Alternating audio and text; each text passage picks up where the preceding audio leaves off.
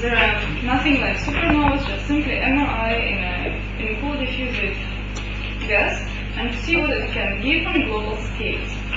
So that's, I'm sorry that I don't present here any names, so me you already know, I thought, so my supervisor is Günther Rüdiger and the Carlsen, so we do these things together. So MRI on fingers, as Spectmar already explained very well. In a galaxy, due to the differential radiation, we always have displacement of matters. They will always create some kind of instability, and that's provoked by magnetic tension. But if magnetic tension is too large, of course, everything will stop. So I don't lose time anymore with it. It's a hand drawing.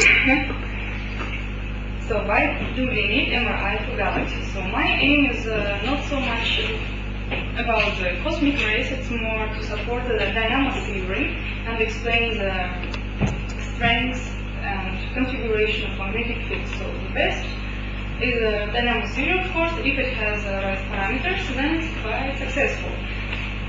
But it has some minuses. We need the C field to get a mix of quadrupoles and dipoles, which is observed. And we needed to explain how the strong magnetic fields about 1 microgauss can appear in young galaxies, because it's very short time, it's half a giga-year, and the dynamo is too slow, really. And we've taken into account the recent results of Professor Steinmetz in the Liberal Power Institute. He proved that on average, galaxy lives in peace only 2 giga-years, then will be collision. So to build up a magnetic field, we can't always count on a 5 or 6 or 10 giga-years to wait until the stable solution when everything will be organized and spiral out or whatever. So we need faster mechanism, and MRI can give it. And last but not least, turbulence in not luminous regions. A well-known example, the galaxy NGC 1058, which has you have seen this graphs not once. It was shown this dispersion, so it goes from 10, goes dispersion ends between 5 to 10 kiloparsecs. It remains constant about 5 kilometers per second. What is the reason for this? So this also can be the MRI. I have used a cell sampling code, 3-dimensional, with a massive polarization. As you see from the equation, setup is very simple. I use the isothermal case. Well, Lorentz forces, so we have a feedback of magnetic fields onto the velocity field. Gravity prescribed only, so it's supposed to be only by stars and half, so it's created from outside, and gas is not self-irritating as in others. And ideal induction equation. What's the coefficient? The standard coefficient? So you know the front hypothesis, that's very famous approximation. You can use a Planck model, whatever, but it's difficult because then you have a shear in Z direction also. And it's too complicated, hard to complicate problem. And the best is to suppose that your rotation velocity doesn't change with the vertical direction at all. So you have standard profile. I think it's given here, differential rotation. Later I can explain how to calculate the proper potential through the logarithm of something, and it's, in the stable case it gives exactly the shape of rotation. And if you have no magnetic fields, the system will leave whatever layers you need. Also, it's intelligence. Excuse me, is this scale length dependent on the radius, on the galactic radius? No. No? No. So how is your gravity?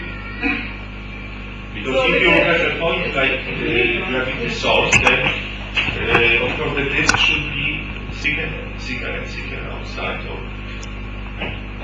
yeah. Probably it should be. Yeah. Because the component, the vertical component of gravity is dependent on the radius. Then for the same temperature, that it's But it's again it's a Planck model. You have to run in this model. And do you really? Can you ever simulate this? Yes. Yes, very lucky. I had some troubles with it. So that's the most clear way, so you don't get surprises. Very stable system. So this profile of density, so if you take it from -1 to 1 kiloparsec, this spread, so you see the drop of the density is from decaying.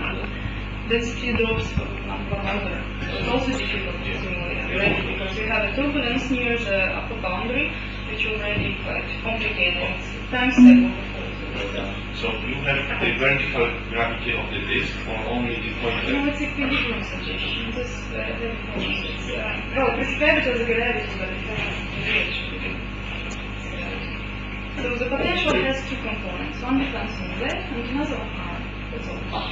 That's separate. You don't need to have a spheroid or ellipsoid.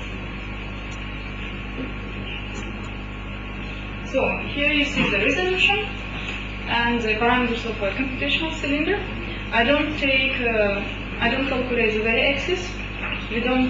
We anyway cannot read the very center of the galaxy. It has nothing to do with MRI or other activities. Happy without us. And it's also helped me to save computational time. So let's start. First of all, I did, and that's very good for testing. First, neglect density stratification, then you immediately can test which kind of typical scale height will appear, or wavelengths, to say. And here it's 2 time steps, and that is before saturation, that's after saturation. So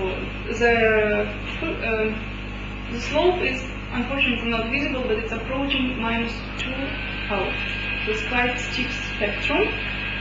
And as I know from works of Rainer Beck, he was claiming that magnetic fields indeed have this steep spectrum -5.2. That means that they observed in a very thin shield structures, and that's exactly what we get there. The magnetic field should be organized almost in 2D structures, like thin shields. But what happens with the time that wavelengths will be also always growing. So what we have at first, at the very beginning, that is the smallest wavelength. So this instability is the most short, grows very fast, but then it somehow starts to become larger and larger. So we have these large blobs. Here, what is plotted, it's with the little vectors, it's radial and vertical magnetic fields, and with the colors, it's an azimuthal field. So let's say that's watching the vector to us, and that is a black hole. What I also want to say, yes, so if we assume the strength of initial magnetic field, if we change it, then we see that wavelengths change almost proportionally, and the saturation values also depends on the initial condition.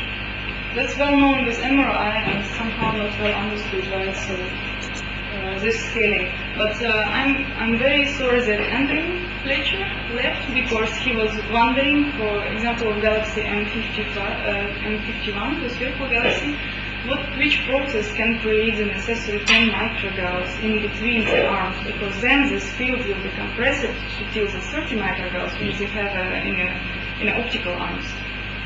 So, and I think he was quite happy to see it. So the turbulent values is not large in microgauss, and we have a turbulent velocity up to 17. So if we switch on vertical stratification, what happens? We will observe that the average over the azimuth and radius of velocity dispersion will show us that in that direction, here is the plane of the galaxy, we will have a slight dependence of turbulent velocity on the scale height. Remember how steep was the density, so we have a change not one order, but just few times, so it's much weaker, but it's already a similar result was obtained by Axel Brandenburg.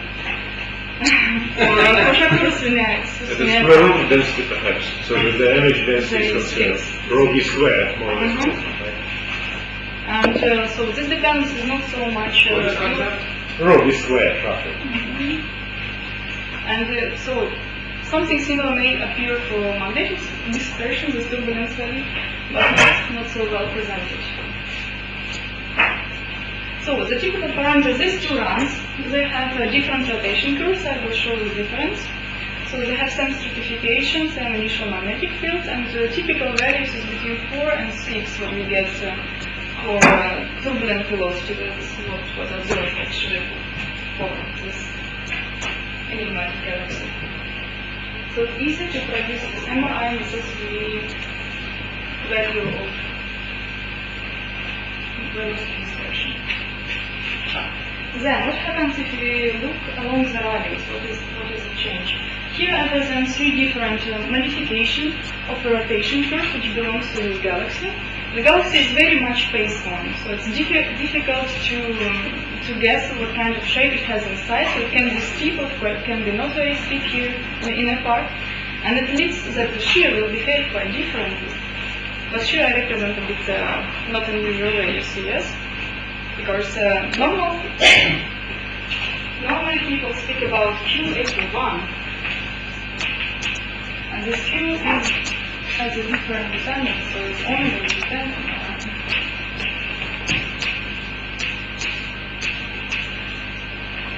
Why I use slightly different parameter? I will explain later.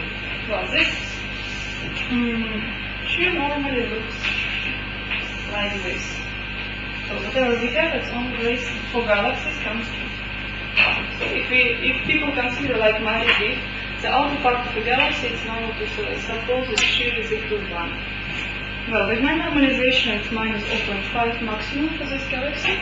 It can be in Brand type law different parameters, and it's responsible for steepness, how sharp this change goes from the rigid rotation law to the differential law. You know that magnetorotational stability cannot exist in a rigidly rotating part. So that it's, in fact, it's a cut-off when we don't have anything. It's calm region, and we always have to care that the inner boundary is enough calm to get draws.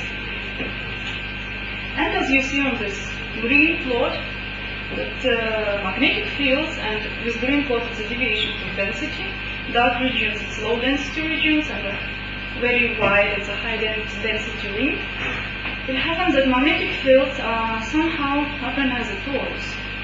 Also we have a pitch angle, but it's why it doesn't travel outside, because even for this MJC 1058 we need all our parameters outside of this region, not inside of 5 kiloparsec, outside. And why I don't get anything further? Now I will explain. So the same happens for another runs, and unfortunately velocity dispersion also has dependence on the radius. You see, we'll have a pipe exactly at the transition radius. So then we have a change from rigid to the differential rotation. Not nice on the first part of view.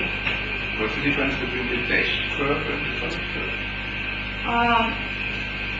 How to say? So normally what is observed is in plane velocity dispersion. So azimuthal and radial squared and then average. And with a dash it's in an identical direction of dispersion. So it's much less than in plane relation. Because everything is collected in these thin sheets, so the vertical activity is not really large. So that's two different models. Yes, you see that on this number, the steepness can depend how broad our torus and how large is the density ring inside.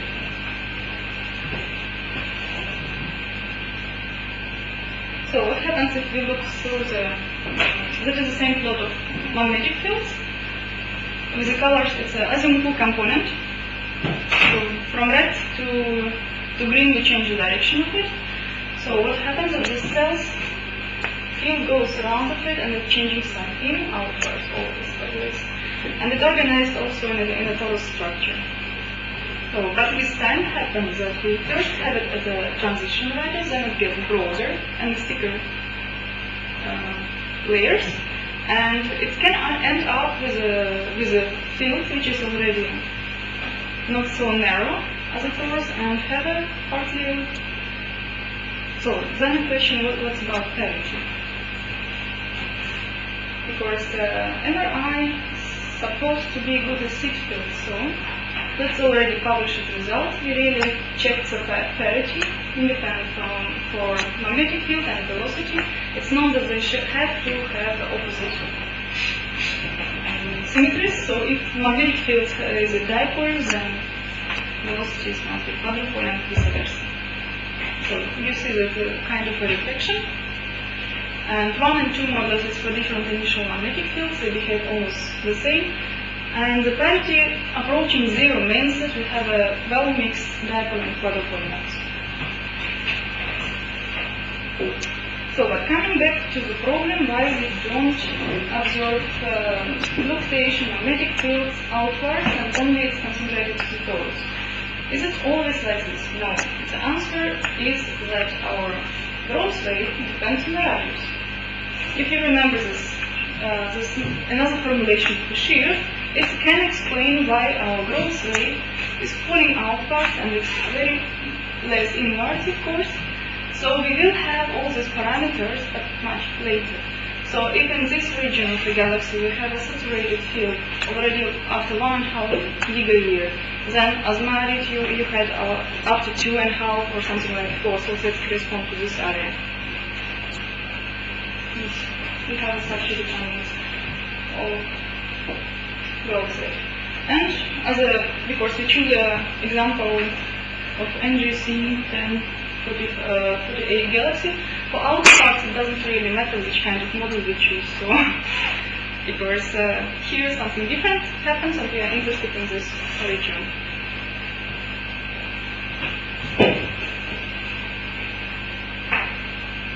Yes, and MRI has the next problem. If it's saturated, the most simple case when we have access mostly symmetrical disturbance, it's too dark, yes? But I think the main thing is still visible. Here is so well known the pitch angle. It's known that for galaxies it must be about 40 on average. And with MRI we first have it, but after MRI is saturated, it comes to the very low value. For this example, it's already -2 only. So we really need some mechanism which will perturb and a little bit destroy this pure Lyazinko structure of MRI and force the things to run again. Otherwise, it's after 1, 2, depends on rotation because gigayears it saturates, it's in part, of course, and out part still continue to work. Ask the question. Yes. Is it the magnetic vectors are shown in fixed plane at Yes, equal to 0 or is an average over? It's equatorial. Okay, but then it may be the inclination angle can reverse, for example, or even yes, the linear reverses, but if you make the average picture, it's still the same. That's the point. That because of all these thin sheets, and if you see it's in planes, there are changes of flow and high density and direction changes. So they somehow swim over each other, these planes. So you have this reversals on the scale of part 6. But if you average, it's still the same result. But then a flux through a cylinder of fixed radius should be constant. The radial flux. So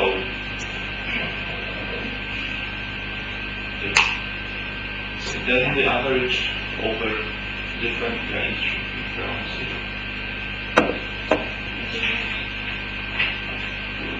Average picture. Average of the radial component of magnetic field. No, it's not. Okay. So maybe We can that's say So I'm almost finished, so we conclude. So we have done the 3D global simulation for the children of space as a gas. It's a cool diffusing galactic gas. I also forget to mention that the temperature is about 7,000 kelvins and it corresponds to the sound speed of 10 kilometers per second. So MRI is shown to be is known to be the fastest amplifier of magnetic fields. So we have a growth rate about from 14 to 25 gigayears, -1. So it depends on a certain rotation group how fast you will get it. And MRI should be responsible misprint. I'm sorry, for magnetic field in young galaxies. Velocity dispersion was shown to be 5 kilometers per second, strong radial and weak vertical dependence, and turbulence, what is funny, has a slope of minus 5.2, similar to what Rayner-Betts predicts for magnetic field. Magnetic pitch angle is large if you don't let it saturate. And quadrupole dipole seed spins okay. That's a promise. That's not me. Thank you. That's all. Thank you.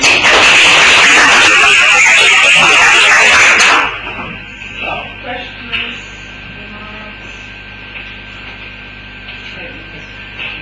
So I have nothing against MRI.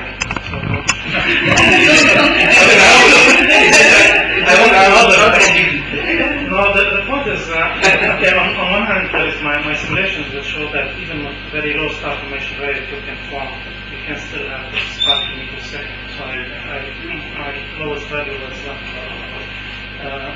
100 characters of normal rate, which you still achieve the spark per second. And you might even keep it longer, considering that lowering the average densities with the supernova rate, because I kept the densities constant. So, on the other hand, you might have showed that the lowest supernova rate she used was 1/10, and it tended to suppress the MRI. And I've seen that the MRI in your simulations, the fastest growth is at 2.3 kiloparsec, where star formation is not negligible. It's not the fastest. I've seen that. So the MRI takes place. So you are now thinking in gigayears how long time it will take, or in a rate means? No, I mean in the location of the disk where it appears. Well, the point that what I have shown is yes for inner radiation. For inner regions, then probably the rate is too large. So in outer regions, it will just come later. So we apply mostly to calm regions, it's inter-arm regions, dark one, and the outside. When we can at least to get rid of particles from supernovas, I am not claiming that MRI is a key. No, never. Okay, next. So we can have influence. I should mention that the parity approaches zero, the parity of the solutions. Zero parity, basically for simple configurations, means that the field is concentrated in say, 1,000 of northern hemisphere. It is much weaker in one hemisphere, much stronger in the other. So, is it indeed what you see? Because if parity is quadrupole minus dipole divided by their sum. If it's zero, quadrupole and dipole have roughly the same strengths, which means that they compensate each other in one half and add to each other in the other half. For simple configurations. Is it indeed what you see, that one of the hemispheres is almost empty and the other is full of magnetic fields or what? Not really like this. Maybe because I see mostly The phase shift or what? This analysis is done for the average field. So I take that, calculate the mean field and check the parity. And the turbulent structure is much more rich. So maybe that's the reason why I don't see such a clear absence in the upper hemisphere, for example, for magnetic field. Some asymmetry appears from time to time, depends how you average, yes. So it's really the case. So are you saying you don't see the asymmetry in the total field, but if you take the mean field, there is this asymmetry? Is that the same? Please speak a bit louder. Are you saying that so when if you look at your total fields, includes small scale effects, then you don't get an empty hemisphere. But if you do take just the mean fields, then you do have an empty hemisphere, or more or less empty hemisphere. If I will claim something now, I can lie. I don't Sorry, know. again? I really shall show the plots, and I will be Yeah, that would help. secure, See the plots, but, yeah. I will not answer them now. I looked at that once. It is simply an shift context. Yeah. Well, maybe. But no, what's the question? And it is true in linear models of MRI that if the magnetic field is symmetric with respect to the equator, the flow field is simultaneously, is antisymmetric, and vice versa. And this is a nonlinear property. So far, one cannot predict what is the result. But in linear computations, it is clear. Both magnetic modes and kinetic modes behave differently. It's also the problem setup, yes? You have the initial vertical field, which is an A mode, and if the S mode is excited, you get automatic modes. Have you tried horizontal fields to see how what will happen? Azimuthal. Yes, and it's much more difficult to Yeah. First table for people. We already asked MRI for azimuthal fields. And it strongly depends on the radial profile of the define. Whether it is stable or unstable. Much more complicated. Much more. Maybe there are 100 papers now about MRI with vertical fields and only very few. The point was you need the resolution.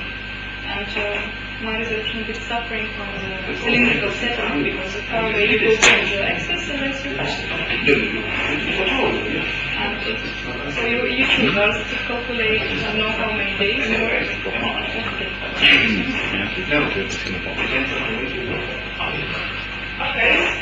thank you.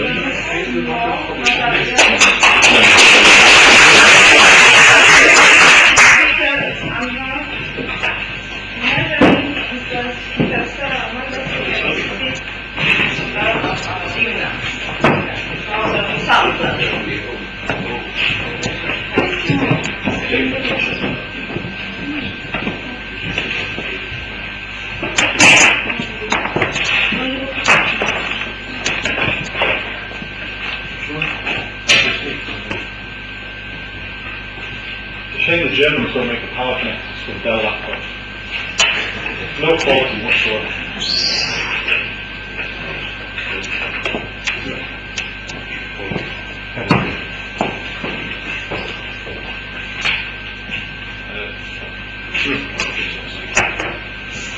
Well, let's maybe fix the position of the screen.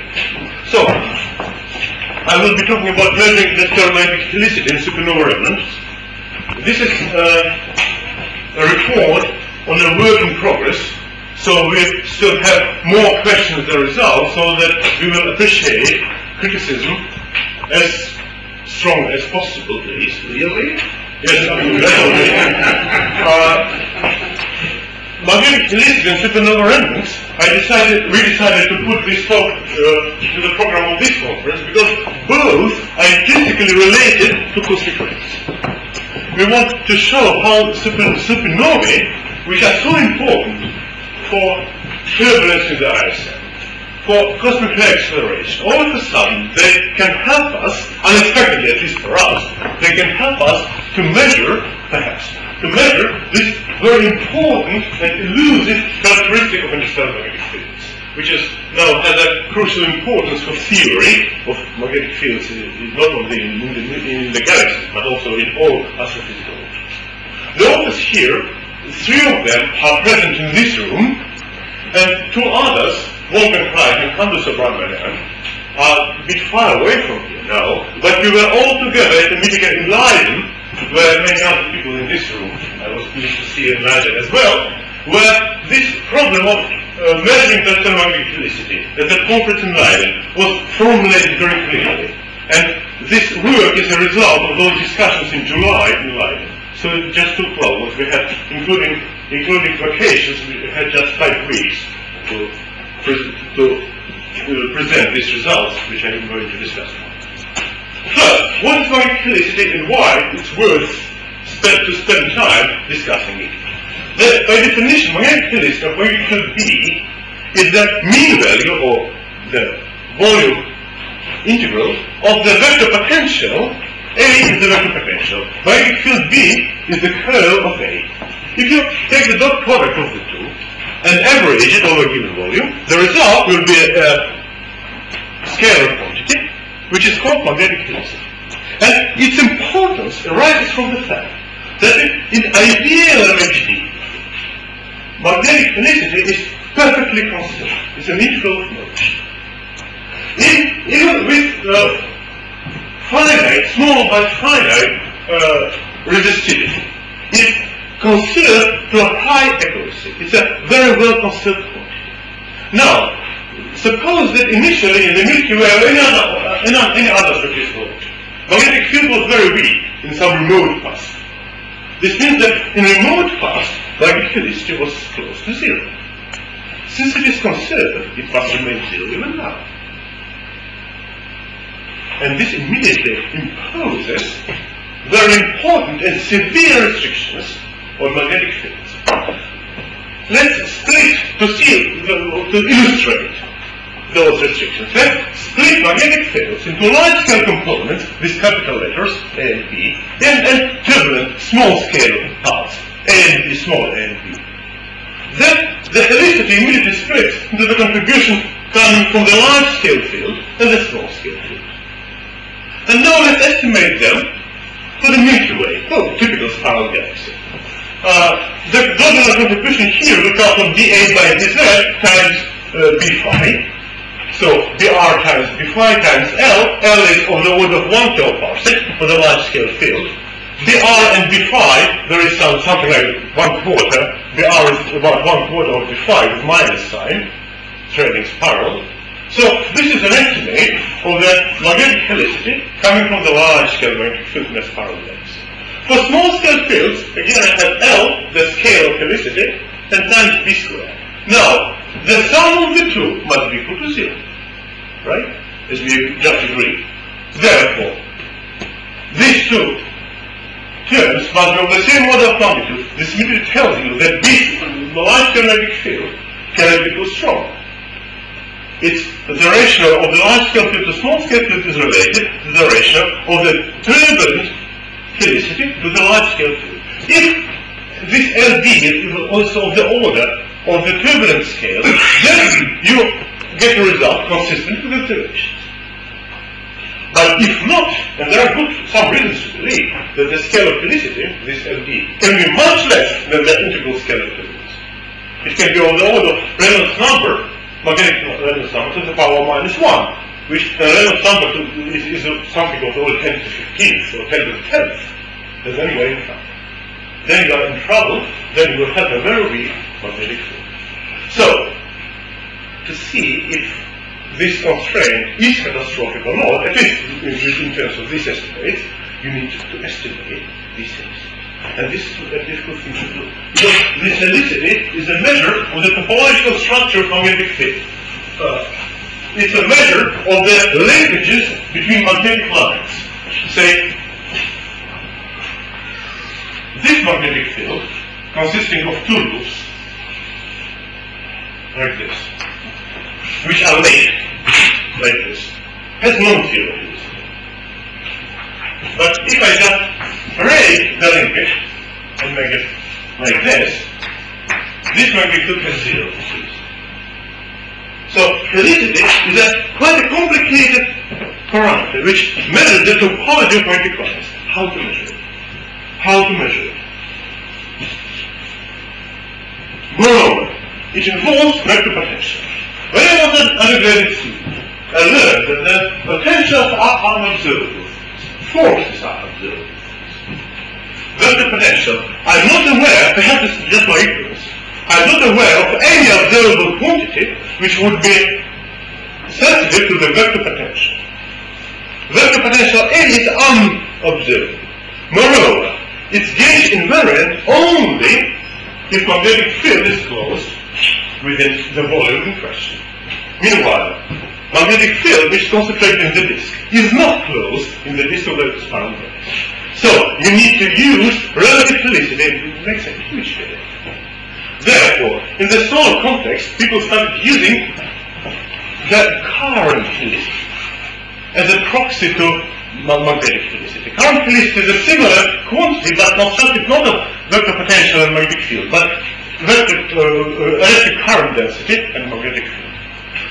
Relation between the two is another long and beautiful song, which I will not be singing now. It's for a different concept.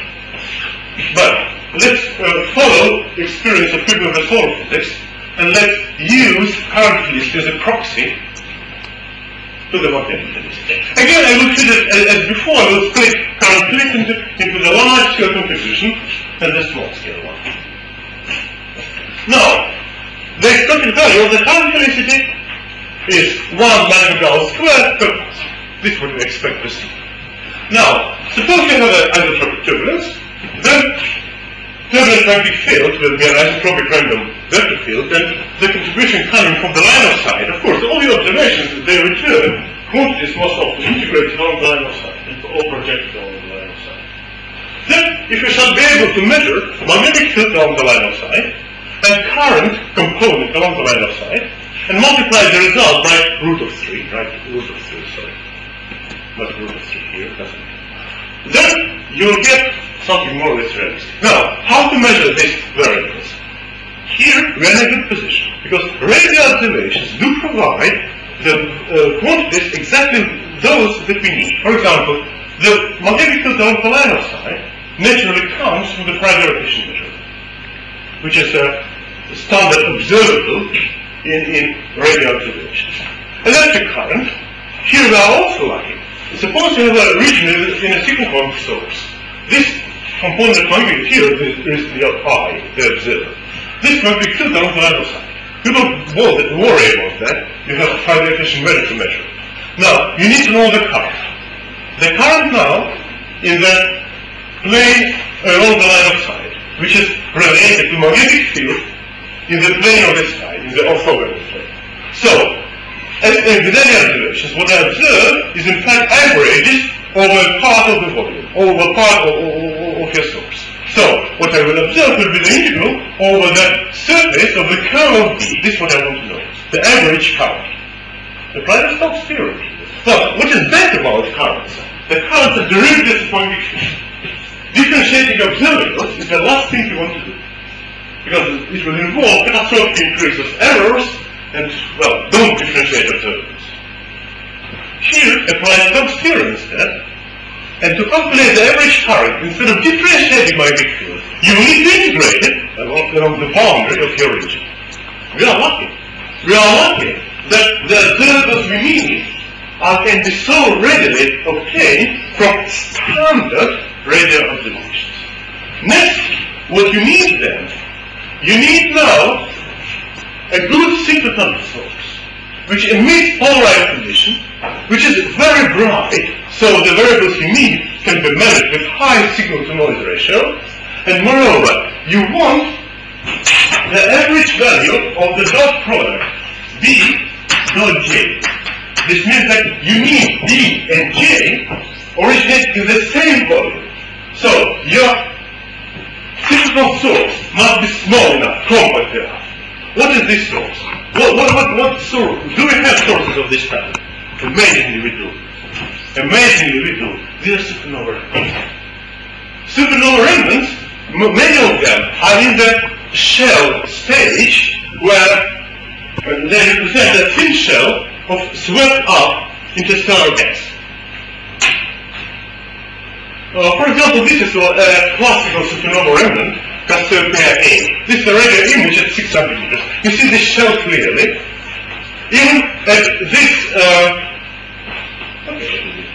here is this shell. And this is to high accuracy.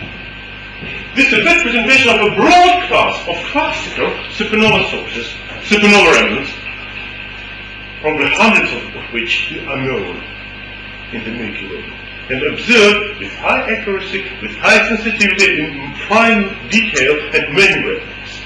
Now, suppose that you have a shell of radius r and thickness delta r. Then, if epsilon is the ratio of delta r over r, then the gas will be compressed by a factor proportional to epsilon. This is strict out just from geometry, unimportant, from spherical geometry. Then magnetic field tangent to the shell will be compressed correspondingly, the normal field will remain the same. Therefore, the electric current normal to the shell will be enhanced by epsilon squared. Rm, which will the integral along the other side, will be enhanced by epsilon to the power 3/2, and epsilon will be as small as 1/3. These are thin shells, and therefore the helicity of the interstellar gas, which is now concentrated in this thin shell, will be amplified by a factor of between 100 and a few thousand. So these supernova remnants, which accelerate cosmic rays, which drive interstellar turbulence, all of a sudden they cook for you an excellent laboratory to measure interstellar helicity, which is a genuine, very difficult variable to measure. Now, in the solar context, it's a whole industry now. There are lots of people who struggle with observational errors to measure this weak helicity in the sun, the nearest star. And now, it seems that we do have good chances to measure helicity in the stellar medium with relatively fine effect. What will happen next?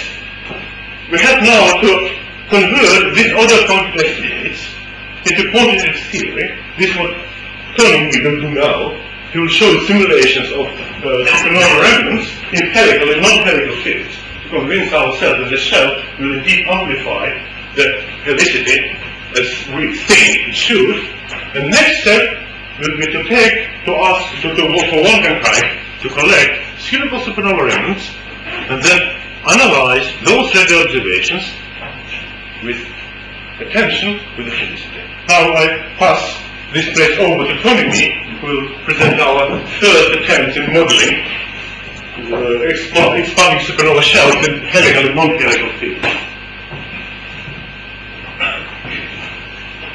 Do you have a prediction, Anwar? Positive or negative? Small scale helicity will be positive in the northern hemisphere, negative in the south. Like on the Probably. sun, yeah. Like on the sun. No, Opposite. The opposite, yeah. opposite to the sun. No, not the same one. Then it must be negative, right? I mean, large scale is negative. actually the question is, are you talking mostly about the small scale or the large scale current helicity? Yes, small scale. Yes, right, and then it must be negative in the northern hemisphere. Right? If it's like this, It's large scale. Anwar, yeah. no, small Very scale. small scale, small scale. It must be negative. Because supernova remnants are small, relatively small objects. Yeah, So so the sun is negative on the northern hemisphere. small scale helicity. Yes. So we're looking at remnants, That's what I'm leaving with. remnants of a small size, about a radius of around 50 parsecs. So anything like that. Okay, so a quick picture for you. You know, to imagine a situation that 5 o'clock on a Friday night, you walk into Landmar's office, and he tells you two things. One, that they've got this great new idea for measuring helicity of the galaxy, and two, that he's about to disappear off the deepest, darkest Finland for 2.5 weeks to stick rods into the mud. You can ask him about that later. So he tells us that we would like to try and measure these current helicities, and basically what we'd like to do is we'd like to take some very simple numerical simulations of these supernova remnants and put them into, this is the strange part of simulations, into a completely unrealistic, totally artificial magnetic field, but which has some properties that we want to see if we can take out of the simulation. So there's two sort of parts to these simulations. One is that we have what we'd like to consider a relatively physically realistic simulation of supernova remnant, but then we have some crazy fields.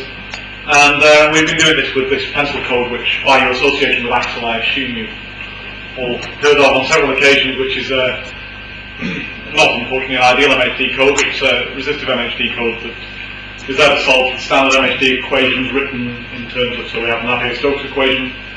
For velocity, we have an energy equation written in terms of entropy, and we evolve a magnetic field in terms of effective potential.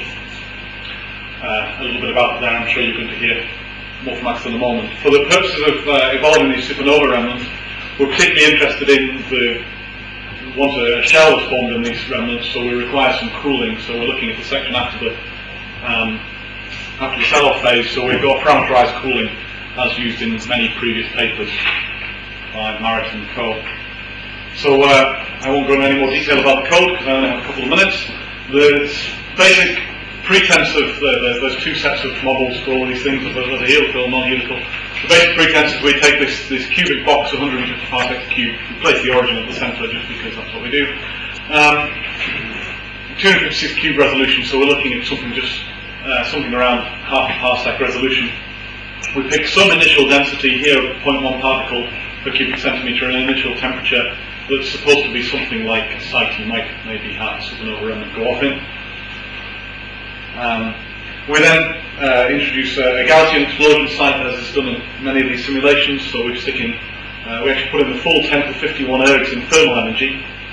In a Gaussian, we put in a small amount of mass, and we do all this in a Gaussian with a half height that gives a radius of about a diameter of about 10 parsecs. Apologies. And we're looking for a dense shell formation, so we just start this thing off, we set it off. Initially, close to time t equals 0, we explode this supernova, and then we just let it run and wait till about 250,000 years and have a look at the pictures. So a very simple model. The only thing I haven't told you about is what we do with the initial magnetic field. And so, Candy or someone tells you that you have to evolve one of these supernova remnants in these particular fields, so you go to this camp or some such, and you pick out 2 simplest possible cases you can find of the simplest ideas for a helical and non-helical field. Because we're solving for vector potential, we have this problem that having a mean field is not the most trivial thing. So we actually solve for this.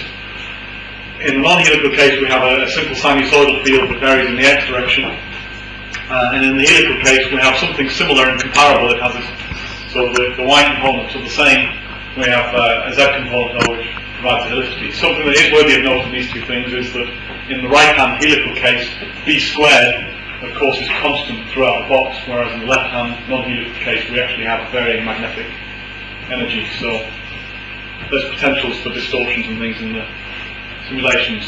Then what we do, we do this complex polarization thing, which you've heard a little bit from Andrew. We took Andrew's code and twiddled it around a bit to do the same thing as he does with galaxies. So we calculate some Q and U. Much as is done from observations, we do this by radiative transfer using standard methods. You have a simulated emissivity. This is one of the points of contention at the moment. Andrew discussed possibilities for how we model the cosmic rays. At the moment, we choose to have cosmic ray density related just to b squared. So this is really preliminary stuff, just trying it out and see what happens. So from that, we calculate the polarized synchrotron intensity. We have polarization angles, which gives us a vector b in the sky plane. We calculate Faraday rotation measures, which gives us then this b parallel. And the idea being that from those 2 things, you can calculate some kind of effective helicity from the picture and all of these kind of things. The problem being that, of course, this b parallel you observe is only some kind of strange integral quantity of a 3D field that you're looking through. So there's lots of investigation to be done with this. So what do we get? Well, so we take these pictures, and so that doesn't show very well on that. We take the 2 cases. We explode a supernova remnant, and I don't know if Anvar showed on this slide. There's some foolishly, I thought before the talk I'd rescale this so you can't see the background here. There's actually some polarized intensity in a ring around here, which is in dark blue. The reason it's in dark blue is I've scaled it so the polarized intensity is the same range in the 2 pictures. On one of the slides that Axel had, Anvar had it before, there's a picture of Tycho supernova remnant, which has a very similar field configuration. So this is the 2D sky plane image produced from the polarization angles with, I say, the polarized intensity. You can't quite see here, but there's a blue band to the left and a blue band to the right. So in the non-helical case, remember, we have a field strength that actually varies. So b squared is oscillating sinusoidally across an x. So there's all kinds of funny things. So in actual fact, if somebody wants to see the non-rescaled plot afterwards, I can show you. There's 2 sort of banana-shaped patches of polarized intensity at the side here, whereas the supernova remnants expanded, it's picked up these lines with high b squared. And in the helical case, we get something somewhat different. There's some more polarized intensity. The polarized intensity here is increased because we have this constant b squared. So the actual field in the box, if you imagine from this, is such that the Y component here, you can see in the image, if we plot line of sight integrated magnetic field vectors taken through the box, the image you get is very similar.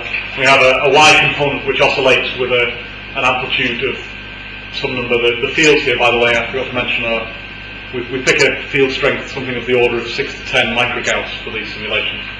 And it oscillates going up to 0, to down to 0, to up to 0.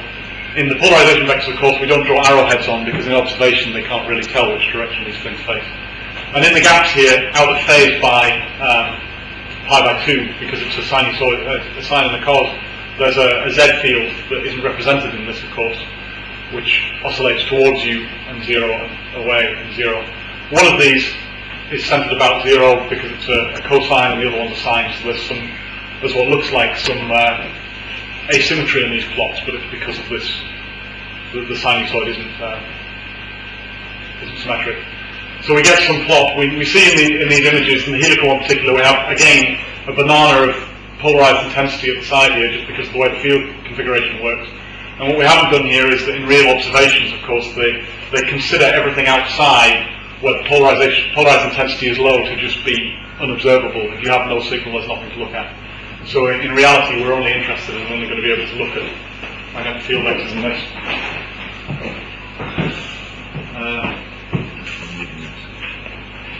We then generate, Anvar told me to leave the noise in around the edge. We generate a rotation measure map, so you can see this oscillating Z field appears a little bit in this. It's not very clear because the colour scale, I'm sorry. There's a pale coloured band here and a dark coloured band and a pale coloured band and a dark coloured band. Ever so slightly less visible in the non-helical case, and the reason it's so small is that in the helical case this BZ field wasn't imposed in the initial condition. The bit of BZ you're getting is only the bit that's being distorted from supernova remnant, and again the polarized intensity in this whole image is so low that an awful lot of the picture is really just noise and would have to be discounted from any calculation done thereafter. And in the helical case, similar thing, we get a much stronger rotation measure. And again, you see the bands that are formed by this artificial magnetic field that we impose. The important thing is that we do have some patches that are in the shell that also correspond to high polarized intensity. And the quick sort of look at things that Anvar was talking about. I had a couple of plots of these things. This rather nasty, messy picture here is effectively just numerical noise. We're not. We've got some noise at the centre of the box, where in the non-helical case, if we actually measure J dot B along some line, so this is just a line straight through the centre of the supernova remnant, we have effectively zero helicity everywhere in this J dot B, so the integral in any direction is meaningless, and in the helical case you see clearly that in the shell, which corresponds to where these peaks are here, there's a huge amplification in the helicity, and so this is what we would like to measure maybe eventually. There are some other plots that I've just discovered didn't come out quite correct, so I'll tell you what these are supposed to show. The last two plots there is there's a possibility in a supernova remnant where even if you start with a non-helical field, because of the bending of the field lines, you can actually get patches of helicity, or patches rather of this differential helicity, just J dot B, in the corners of the remnant as it evolves into for example, a parallel field and chooses to bend the field around it at the corners. But what one finds is that you always have positive and negative patches of helicity that cancel out and will hopefully cancel out along any line of sight uniform. So that's the zero thing. And just to give a kind of feel, again, in the non-helical case and in the helical case, we take this J dot B and we plot a picture just looking straight down on the z-axis, which by the way is what we're choosing as our line of sight at the moment, of a line of sight integrated J dot B, and you see clearly that there is some of the supernova shell structure, even in the non-helical case, and this is these patches of positive and negative that I talk about. But in the non-helical case, this helicity is so small, it's really just numerical. The signal is nearly as strong as any sort of numerical wiggle in the derivative. And in the helical case, which is what we're really interested in. Oh yes, I was supposed to press down twice.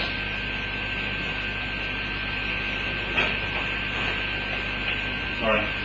In the Helix case, we get this fantastic increase in the helicity shown in the shell there, which is what we hope to be able to measure and put some kind of figure on. And I think that's it. So the conclusions are really very simple. We now feel we're in a position to be able to generate some of these synthetic observables and perhaps make some comparisons to supernova remnants. We have various issues with how we model various things. We'd love your input. Tell us what you think. Thank you.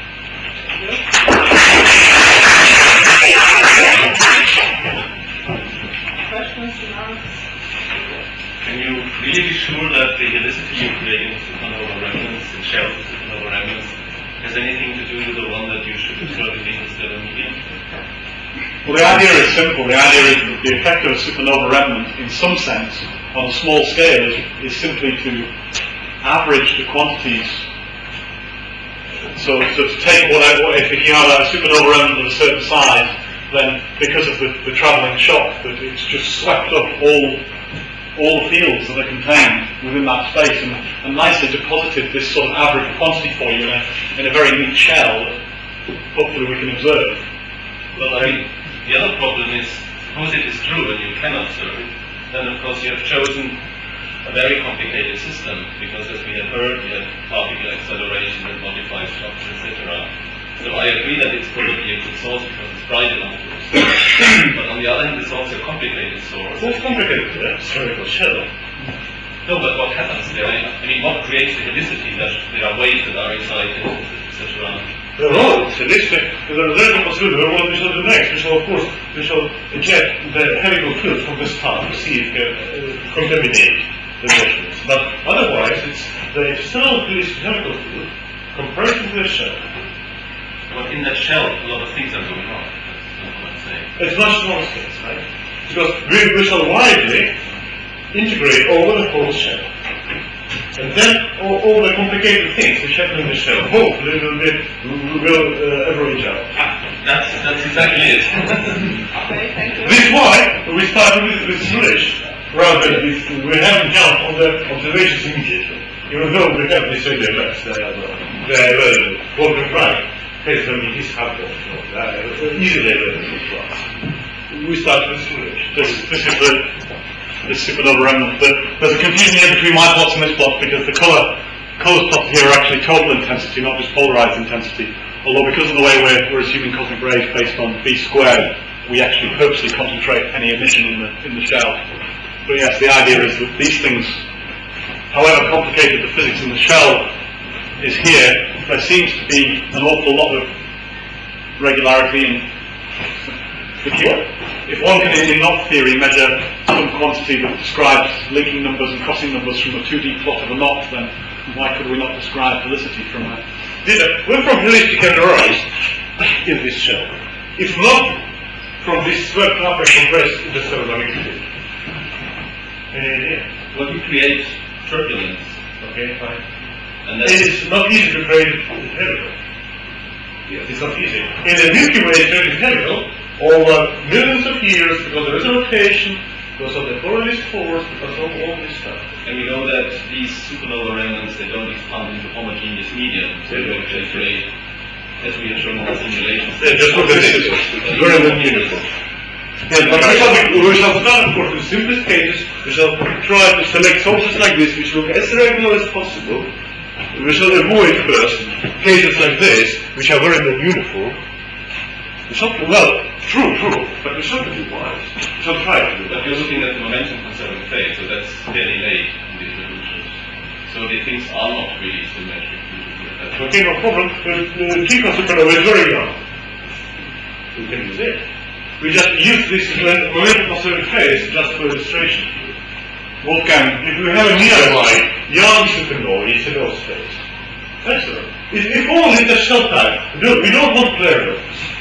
We want shell type supernovae where we can have reasons to believe that what we see is swept up from the thermodynamic field. Right. Respond to the idea as well is not to actually turn around and measure from an individual supernova remnant what the helicity is, but that hopefully we can produce a statistically significant, representation from enough supernova remnants. Wolfgang suggests that and just off the top of his head, from a pile of such observations he happened to be sitting on in his office, there were something of the order of a dozen suitable candidates, for taking this sort of measurement. Okay, maybe the next question. I don't understand the parameters you use for your simulation. I mean, you must have much higher densities to create something like that. I mean, the cooling time you use is 250,000 years. So why have you chosen 0.1 cubic centimeter? Just because people in textbooks use it. But it's not. I think it's due to the fact that you will have numerical problems if you make it much smaller. Say it again, please. Say it again, please. You say there will be numerical problems if... Yeah, because the shells are not getting thinner. Everything is much more compressed. Well, but on the other hand, I see that the shell here is quite thick, isn't it? Yeah, but this is not the case you have simulated. Okay, so in this case, no problem. And again, I think there is no problem to increase the ambient density. The first runs, tonically, had 3 parts per cubic centimeter, I think, right? Yeah. Then it was me, it's my responsibility, I'm responsible for that, sorry. For forcing Tony to take 0.1. He started with 3 parts per cubic centimeter. The code is good enough to cope with such changes. So, thank you. The question? Could you please show the plot on non-alpha and alpha on your simulation? Yeah. For the One of them, because you have a very funny shape on the model. I'd like to know why you have this shape.